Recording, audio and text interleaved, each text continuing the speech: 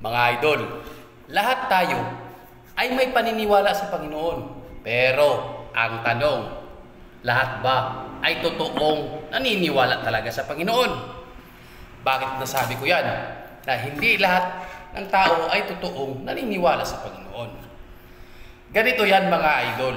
Lahat naman tayo merong sinasamba or nananampalataya sa Panginoon. Dahil ang Panginoon natin na makapangyarihan ay iisa lang naman. Pero mga idol, dito sa lupa, mayroon pa tayong isa pang Panginoon na sinasamba. Pero hindi siya makapangyarihan sa lahat, kundi isa lang din siyang alagad noon. Wala nang iba, kundi yung demonyo si Satanas. Dahil ang totoong naniniwala sa Panginoon na may likha sa buong sanglibutan ay hindi kinakalakal ang pangalan ng Panginoon, lalo na pagdating sa social media. Kung maririnig nyo yung ibang pastor, sandali lang, mag-pray muna tayo. Pero mga idol, hindi nila alam kung anong nakasulat sa Exodus 20 verse 7 na bawal dalhin ang pangalan ng Panginoon sa walang kabuluhang bagay. Bakit walang kabuluhan mga idol? Dahil ang social media ay kumikita yan ng pera, lalo na pag na-monetize ka. Kaya, ang masasabi ko lang sa mga tao, plastic or kinakalakal ang pangalan ng Panginoon. Sana maunawaan nyo. Sa social media, nagsasamba kayo. Ay, nako! Dahil ang totoong naniniwala sa Panginoon mga idol ay hindi uminom, hindi naninigirilyo, at hindi nagdudruga, at ng babae nagsusugal, pumapatay sa mga taong ay hindi naman ako malinis na matao mga idol, hindi naman ako perpekto, isa rin akong bobo, tanga, inutil. Pero mga idol, pwede nating mapigilan yan kung makikinig tayo sa nakasulat sa Biblia. Nasa sa atin na yan kung hindi natin unawain at pakinggan ang nakasulat sa Biblia. Bakit? Dahil wala mang nakasulat sa Biblia na puro masama. Ang lahat na nakasulat sa Biblia ay puro para sa kabutihan natin. Sabi nga nila, kung binubusog mo man ang iyong pisikal, busugin mo rin ang iyong spiritual. Dahil mga idol, mahalaga ang spiritual. Hindi pinakamahalaga ang pisikal. Dahil ang pisikal nating katawan ay atin ding iiwan yan pagdating ng takdang panahon. Sabi ko nga dati, swerte na kung aabot pa tayo ng 100 years old. At malabo na yun. Di ba kayo nagtaka mga idol? Or sa mga tao, talaga, magtataka talaga. Bakit magtataka? Katulad ngayon, sunod-sunod ang may gira doon, gira dito. Dahil yan mga idol ay nakatala na po yan sa Biblia. At yung patayan doon, lalo na ngayon mga idol, mga bata, involved sa pagpatay. Pabata ng pabata ang mga kriminal ngayon. Kaya, ang lahat ng yan mga idol ay nakatala po yan sa Biblia. Sa mga taong walang alam, di talaga alam nila, at saka hindi nakikinig sa pastor nila, ganito ganyan, ay magtataka talaga. Hindi yung simba lang tayo simba mga idol, kuros ng kuros, luhod ng luhod, at saka wala pong tinuro si Kristo sa atin mga idol na magkukuros tayo. At wala pong tinuro si Kristo sa atin na halikan natin yung ribulto or luhuran natin. At wala pong tinuro si Kristo sa atin na sambahin natin si Mama Mary. Dahil si Mama Mary ay isa lang po siyang nilalang.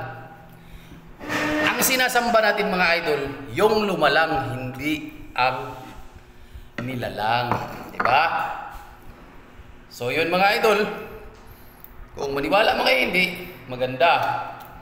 Kung hindi mo kayo maniwala, okay lang yun, walang problema yun. Basta, ang mahalaga ay naibahagi natin dito sa social media, pero hindi tayo nangangalakal dito. Hindi tayo basahin muna natin ang versikulo 24, dasal muna tayo, pray muna tayo. Marami yan ngayon mga idol. Mayroon pa nga pulis dyan na nagbabasa sa Biblia sa social media. Mayroon pa nga babae dyan, oops, pray muna tayo. Maraming ganyan mga idol.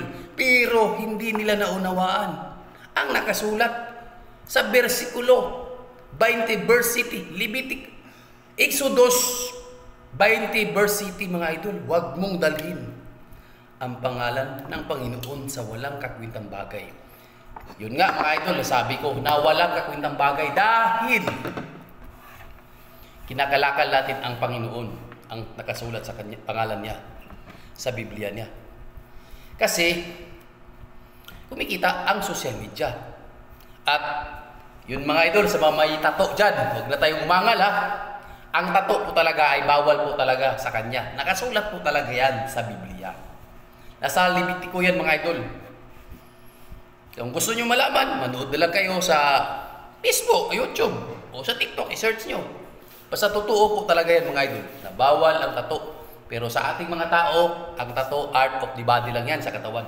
Pero sa kanya, ay isa pong karumihan. Ano naman pag namatay tayo? Hindi naman tayo makakaligtas mga idol sa kaparusahan. Darating man talaga ang takdang panahon. Napaparusahan tayo bukod sa ating mga ginagawang kasalanan dito sa lupa. Huwag na tayong magmalaki, magmayabang pa na sino tayo.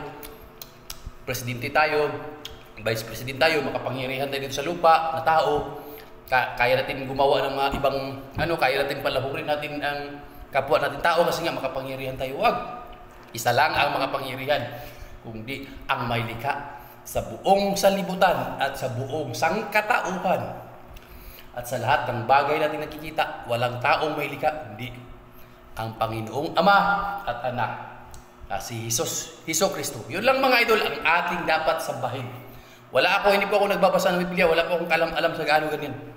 Dahil lahat ng mga pastor or pare ay kung pinapakinggan ko po ang kanilang mga salita.